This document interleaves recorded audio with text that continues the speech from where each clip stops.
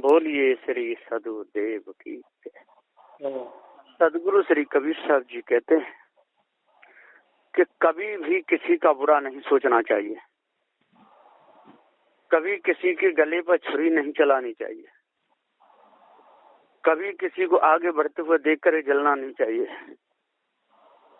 मन में किसी प्रकार का कोई विकार राग और द्वेष नहीं लाना चाहिए। जड़ाध्यास को मिटा करके चेतन पूजा में अपने मन को रखना चाहिए।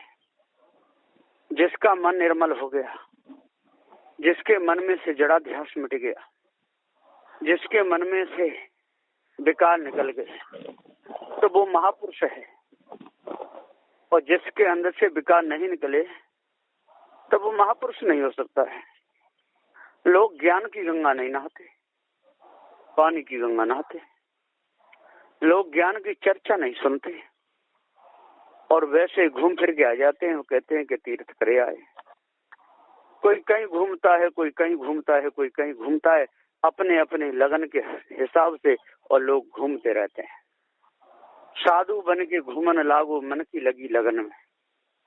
साधु बन के भी लोग बहुत मन की लगन में घूमते रहते हैं, चारों ओर तड़पते और डोलते रहते हैं, शंख बजाते माला हिलाते रहते हैं, जड़ प्रतिमाओं के सामने, मूर्तियों के सामने सिर पटकते रहते हैं। सदगुरुदेव जी पुकार के समझाते हुए कहते हैं कि ऐसे काम नहीं बनेगा। अरे अपने मन को निर्मल करो, अपने आपके जो मन में जो विकार छाए उन विकारों को दूर करो। जब मन की कालमा दूर होगी तब आपका उद्धार होगा, तब कल्याण होगा। मन के सारे विकार मिट जाएंगे, सत्य न्याय निर्णय आपके हृदय में पूर्ण रूप से आ जाएगा। फिर कभी भी आप किसी के साथ में दगा नहीं कर सकते। और जब सत्य में आप जान जाओगे सत्य को कि सत्य क्या है, तो फिर क्या है। फिर चोरी कर नहीं सकते, हिंसा कर नहीं सकते, व्यभिचार कर नहीं सकते, ईर्ष्या क्रोध मान छल में छा नहीं सकते, गाली निंदा झूठ में डूब नहीं सकते। एकदम पवित्र मन हो जाएगा। और जिसका पवित्र मन हो गया वही तो मनुष्य है। और जिसका पवित्र मन नहीं हो पाया तो कितना भी ज्ञानी हो जाए, कितना भी ध्यानी हो जाए, कितनी भी उसके पास में धन संपत्ति आ जाए, कितनी भी गाड़ियां खरीद ले, रेलगाड़ी चलाने लगे, चाहे हवाई जहाज खरीद ले, हवाई जहाज की कीमत तो बहुत है, चाहे हवाई जहाज को खरीदे, चाहे हेलीकॉप्टर को खरीदे, चाहे पूर्व से पश्चिम, उत्तर से दक्षिण रेलगाड़ियों को चलाता रहे, चाहे कितना बड़ा बिजनेसमैन हो जाए, कितना बड़ा मोबाइलों की फैक्ट्री खोल ले, है ना, विश्व में उसका पहला नंबर आ जाए धनपति में, जब तक उसके मन के विकार नहीं निकलेंगे, जब तक मन की कालमा नहीं निकलेगी, जब तक विचार पूरे शुद्ध नहीं होंगे, तब तक वो पशु का पशु ही रहेगा, वो मनुष्य नहीं बन सकता। तो मनुष्य बनने के लिए आदत सही होनी चाहिए, लक्ष्य सही होना चाहिए, जड़ाध्यास से मुक्त होना चाहिए, हृदय में चेतन पूजा आनी चाहिए। कभी भी जीवन में हमारे द्वारा किसी की हानि न हो, कभी भी जीवन में मारने की तरफ हमारा हाथ न उठे। तो जो सत्य, विचार, शील, दया, धैर्य, विवेक, वैराग, गुरु भक्ति जो इनको धारण करता है और चोरी हिंसा विचार को त्यागता है और ईर्ष्या क्रोध मान छल को त्यागता है और गाली निंदा झूठ को त्यागता है, उसी की विशेषता है दुनिया में। बार बार संत गुरुजन यही बात बताते हैं कि कभी गलत कर्म मत करो, उल्टे सीधे कर्म मत करो, अपने लक्ष्य को मत बिगाड़ो। यदि लक्ष्य बिगड़ गया तो सब कुछ बिगड़ गया, और लक्ष्य सही है तो सब कुछ सही है। लक्ष्य के ऊपर है, सदा हुआ लक्ष्य वैराग का संकेत करता है, और बिगड़ा हुआ लक्ष्य, है ना, कुबुद्धि प्रकट करता है, मन में विकार भर देता है। तो सदगुरुदेव यहाँ पुकार कहते हैं अपने लक्ष्य को साधना चाहिए और सही जगह सही ठिकाने पर जब लक्ष्य सदेगा तब मनुष्य जीवन पवित्र है। और सही ठिकाने पर नहीं सदा, लक्ष्य तो साधा लेकिन मारने काटने में साधा, लक्ष्य तो साधा, मछलियों मारने में साधा, मुर्गा मारने में साधा, बकरे मारने में साधा, है ना। किसी की धन संपत्ति देख के चोरी करने में साधा, किसी की बहन बेटी को देख करके विचार करने में साधा, तो वो कोई लक्ष्य नहीं है। वो तो एक बिगड़ा हुआ स्वरूप है। एक बिगड़ा हुआ स्वरूप होता है और एक बना हुआ होता है। बिगड़े में और बने में बहुत बड़ा अंतर होता है। जिससे कि कालमा हृदय की निकल जाती है, जिसके विकार मिट जाते हैं, वो कभी किसी का बुरा नहीं सोच सकता है। वो किसी की हानि नहीं सोचेगा। वो जब जब सोचेगा तो भला ही सोचेगा, है ना। मन में विकार कब आते हैं? जब हम किसी का अच्छा ही नहीं सोच पाते, किसी के साथ में अच्छे कर्म ही नहीं कर पाते, सबको धोखा ही देते हैं और चाहते हैं कि हमारा सब सम्मान करें, हमारा सम्मान करें, हम कहें वही दुनिया करे, हमारी नाक की सीध पर सारा संसार चले। तो ऐसा तो न कभी हुआ है और न होगा।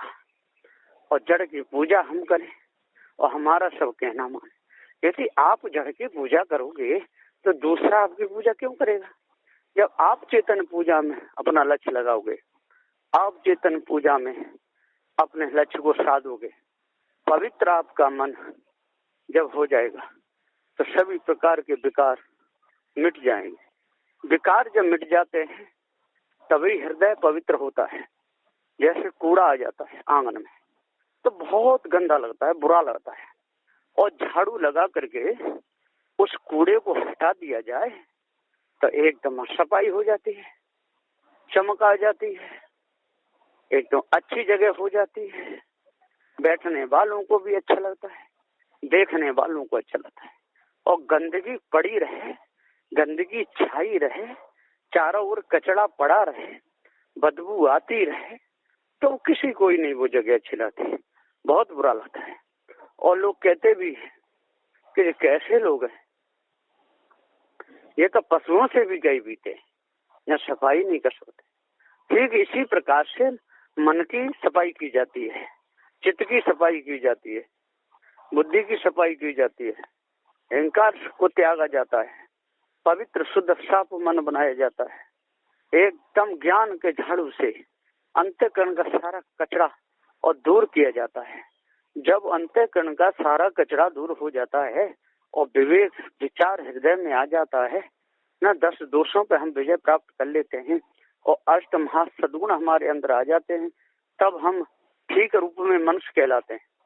और जब तक हमारे अंदर सत्य का प्रकाश ना हो, विवेक विचार का प्रकाश ना हो, दानवता हमारे अंदर बनी रहे, मानवता नहीं आवे, तब तक पशु का जीवन है। पशु में मनुष्य में कोई अंतर नहीं है। वही कर्म पशु करता है, वही मनुष्य करता है ना। वही बाल बच्चे पैदा मनुष्य करता है, वही पशु करता है ना। चारों ओर डोल करके पेट पशु भी भर लेता है, मनुष्य भी भर लेता है। इसमें कोई बड़ी बात नहीं। जिसके अंदर धैर्यता आ जाए, जिसके अंदर गंभीरता आ जाए, जिसका मन एकदम निर्मल हो जाए, जिसके मन के विकार छूट जाए, जिसके मन से छल कपट निकल जाए, जिससे मन से हिंसा करने की भावना मिट जाए, जिसके मन से हिंसा करने की भावना मिट जाए, मन के सारे विकार इसके दूर हो जाए, शुद्ध साफ एकदम पवित्र इसकी भावना बन जाए, न चींटी से लगाए हाथ पे किसी को दुखाने की भावना जिसके अंदर न उठे, वो मनुष्य है। लेकिन कहने को तो लोग बहुत जल्दी कह देते हैं कि मैं मनुष्य हूँ, लेकिन वो मनुष्य नहीं हो सकते, क्योंकि तो मनुष्य का कोई गुण ही नहीं है, तो मनुष्य कैसे हो सकते हैं? मनुष्य का गुण हो और तब वो कहें कि मैं मनुष्य हूँ, तो बात ठीक है। और मनुष्य का गुण है नहीं और गाल बजा रहे हैं, मनुष्य का गुण है नहीं, है ना। महापुरुषों की निंदा और करते हैं। ये महापुरुषों की निंदा करना है, क्योंकि जिंदे की पूजा कर नहीं सकते, तो मुर्दों की पूजा करते रहते हैं। तो मुर्दा की पूजा करना महापुरुषों की निंदा करना है, और जिंदे की पूजा करना महापुरुषों का सम्मान करना है। जिन्नों के गले में हार फूल डालना, आरती वंदना करना, ये सम्मान करना है। और मुर्दाओं के गले में हार फूल डालना, है ना, जो उनका अपमान करना है, घी दूध मुद्दाओं पर चढ़ाना, जो उनका अपमान करना है।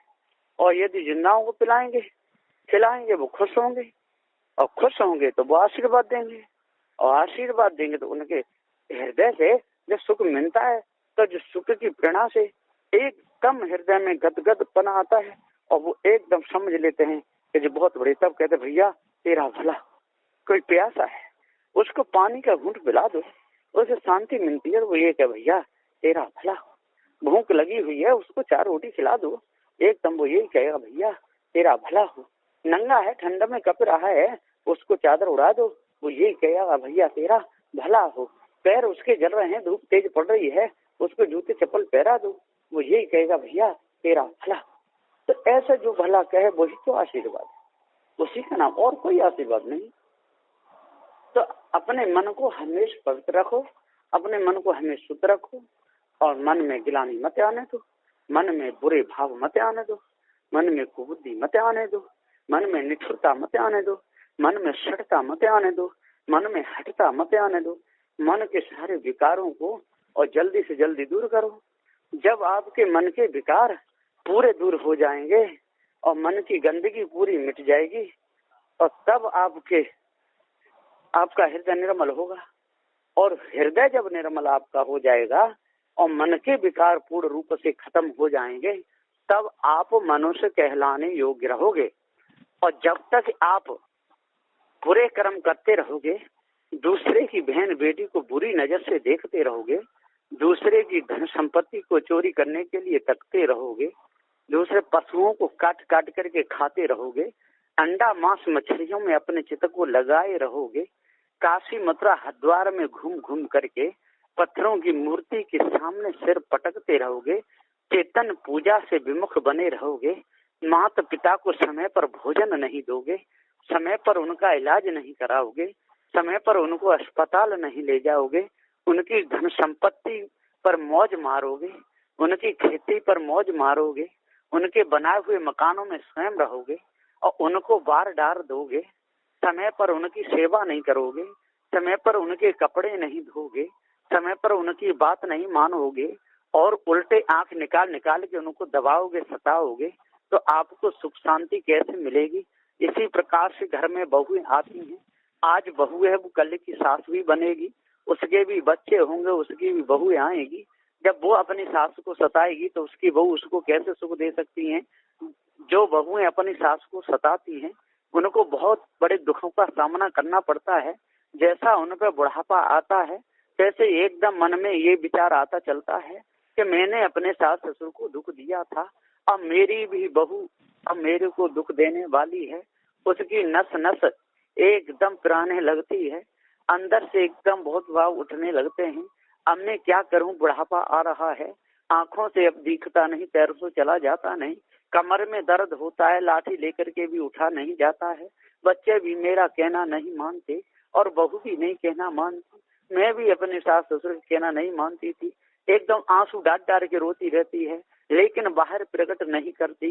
बाहर कोई पूछता है कहो माताजी आपकी तबीयत कैसी है, तो बताती है कि हाँ तबीयत तो ठीक है, कोई बात नहीं, बुढ़ापा है, दर्द तो कमर में होता ही है, अब जैसे जीवन चले तैसे चलेगा। माताजी आपको दुख मालूम पड़ता है, आपके बहू बेटा आपका कहना मानते किसी न के बहू बेटे आजकल कब बात मानते हैं, क्योंकि वो पिछली याद कर रही है। उसने भी अपने सास ससुर की सेवा नहीं की, उसने भी बड़े बुजुर्गों की बात नहीं मानी, जवानी के नशे में भूली रही, जाने क्या क्या आकाश के तारे तोड़ती रही। और अब पता चल रहा है जब शरीर में दर्द होता है, शरीर जब पिला रहा है, जब कोई पास में नहीं आता, मांगने से कोई पाई नहीं देता, मांगने से कोई भोजन नहीं देता, अब मन में एक आवे एक जाए, बड़ी परेशानी होती है, बड़ी दिक्कत होती है, बड़ी परेशानियों का सामना करना पड़ता है। तो बंदिछोर सदगुरुदेव जी कहते हैं कि भाइयों यदि आप सुख चाहते हो तो दूसरे को जीवन में कभी दुख नहीं देना, और आप दुख ही चाहते हो तो फिर दुख आपका छूटने वाला नहीं है। यदि चाहो तो आप अपने मन को पवित्र कर सकते हो, चाहो तो अपने चित्त को एकदम आप शुद्ध कर सकते हो, अपनी बुद्धि को एकदम निर्मल कर सकते हो, अहंकार को त्याग करके पूर्ण रूप में आप मनुष्य बन सकते हो। संत गुरुजनों की सेवा करके ज्ञान प्राप्त कर सकते हो। माता पिता की बात को मान करके उनको भी खुश रख सकते हो। यदि आप बंधनों से छूटना चाहते हो तो सर्व बंधनों को छूट करके पार की सदगुरुदेव की शरण में लग करके संत गुरुजनों की बात को मान करके उनके विवेक विचार को हृदय में उतार करके अपने जीवन को एकदम निदाक कर सकते हो। जब आपका जीवन बिल्कुल निदाक हो जाएगा, मन की कालमा बिल्कुल निकल जाएगी, सभी प्रकार के द्वंद्व आपके जब शांत हो जाएंगे, हेतु रिश्तेदार कुटुंब परिवार से लगन आपकी छूट जाएगी, विषय वासना के दाग बिल्कुल मिट जाएंगे, आपका हृदय निराग निर्मल निर्मल हो जाएगा। फिर आपके अंदर में देखे सुने भोगे के संस्कार गलत नहीं टिकेंगे, आपकी शुद्ध अच्छी भावना बन जाएगी, आपके शुद्ध अच्छे विचार बन जाएंगे और इतने अच्छे विचार बनेंगे कि विवेकी जन आपके पास में आएंगे, ज्ञानी जन आपके पास में आकर के सिर झुकाएंगे और वो भी अपनी शंकाओं का समाधान करेंगे। भैया ऐसा करने से ऐसा कैसे होगा, ऐसा करने से क्या होगा, क्योंकि उनको पता चलेगा कि ये सत्यवादी है, ये सत्य बोलता है, इसका जीवन एकदम पवित्र है, झूठ बोलता नहीं। लेकिन राग द्वेष वाला अंदर से तो राग द्वेष रखेगा, ऊपर से वो भी समझेगा कि ये तो सही है, पर राग द्वेष बस बेचारा क्या कर सकता है, क्योंकि उसके अंदर कालमाई इतनी छा चुकी है, उसके अंदर गंदगी इतनी छा चुकी है कि वो बेचारा अपनी गंदगी को साफ नहीं कर पा रहा है और बड़म्पन अभिमान इतना हो गया है कि दूसरे की बात को मानना नहीं चाहता। इस प्रकार से जैसे कोई बड़ा सा कुंड हो 100-200 बीघा का और सारे शहर का उसमें कचरा जाता हो, गंदगी जाती हो, तो वो एक दिन में तो साफ होगा नहीं, 10-20-50 साल भी लग सकती हैं और ज्यादा पुराना हो तो सफाई करने वाले हार भी मान सकते हैं। इसी प्रकार से ये जीवन है, जब हमने सभी प्रकार के विकार अपने अंदर भर लिए और वो आदत को हम छोड़ना नहीं चाहते, त्यागना नहीं चाहते और सत्संग में जाकर के बैठते हैं, सत्संग की चर्चा भी सुन लेते हैं और इधर से सुनकर इधर को भोंक भी देते हैं, लेकिन उस आदत को नहीं सुधारते। बीड़ी पीना नहीं त्यागते, गुटखा खाना नहीं त्यागते, भांग खाना नहीं त्यागते, गाली देना नहीं त्यागते, चिलम पीना नहीं त्यागते और बड़े ऊंचे ललाट पर बैठ करके और हम सम्मान चाहते हैं। ऐसा न कभी हुआ है और न होगा। इसलिए जल्दी से जल्दी अपने मन को पवित्र करो और मन की गिलानी जितनी है ज्ञान बोध के द्वारा खुरच खुरच करके निकाल दो।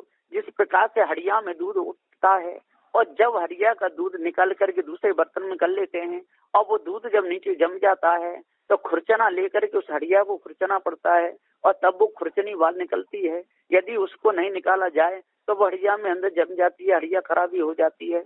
इसी प्रकार से ऊपर से यदि बर्तन ना मार जाए तो काला होते होते वो इतना काला हो जाता है कि फिर सफाई करने वाले को बहुत भारी तकलीफ होती है।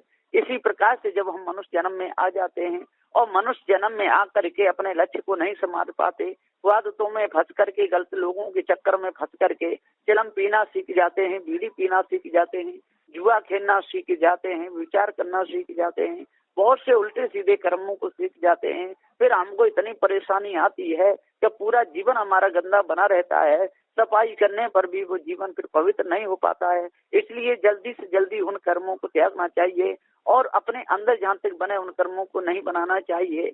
वार देख करके, समझ करके, सोच करके तब पैर आगे बढ़ाना चाहिए। हमारे मन में विकार तो नहीं आ रहे, यदि विकार आते हुए दिखे तो तुरंत अपने मन को सेवा सत्संग भजन में लगाना चाहिए। इससे एकदम मन हमारा पवित्र हो जाएगा। यदि आपके आंगन में कूड़ा हो चुका है और कूड़ा ज्यादा है तो जल्दी से जल्दी 2-4 लोगों को लगा करके उस कूड़े को सफाई कर देना चाहिए। यदि थोड़ा बहुत कूड़ा है तो अपने हाथ से ही सफाई कर लेनी चाहिए। अपने काम को ये नहीं देखना चाहिए कोई दूसरा कर दे। कर बैया बल आपने झाड़ बिरानी आस, जाके आंगन नदिया बहे सूखे स्मरे प्यास। और जब आपके आंगन में नदिया बह रही है, आपका तन एकदम सही है, पैर आपके सही हैं, मन आपका एकदम सही है, आपके शरीर में कोई तकलीफ नहीं है, तो अपनी सेवा करके दूसरे की भी करनी चाहिए। अपने मन के विकारों को सब दूर करना चाहिए। यदि मन में विकार आते दिखे तो पार की संतों के पास हम बैठ करके, ज्ञानी गुरुजनों के पास हम बैठ करके, जो विवेकी हैं, जो अभ्यास करते हैं, उनके पास हम बैठ करके कहना चाहिए कि मेरे मन में ऐसे ऐसे विकार आते हैं, हे गुरुदेव ये विकार कैसे निकलेंगे।